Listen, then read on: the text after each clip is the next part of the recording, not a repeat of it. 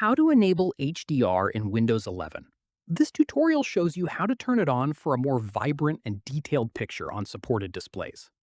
First, right-click on any empty space on your desktop and select Display Settings. From there, scroll down and click on HDR. After that, you'll land on the HDR settings page where you can see whether your display supports the feature. At this point, toggle on Use HDR to enable it. From here, you'll also see a toggle for Auto HDR just below it. Turning this on automatically enhances older games and content that wasn't originally made for HDR, giving them a wider range of colors and brightness. Following this, if you want to fine-tune how HDR looks, drag the HDR video streaming brightness slider to adjust the balance between HDR content and the rest of your desktop.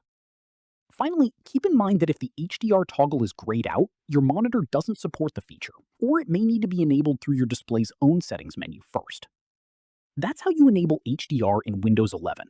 If this was helpful, give it a like, subscribe for more tutorials, and tap the bell so you never miss an upload. See you then!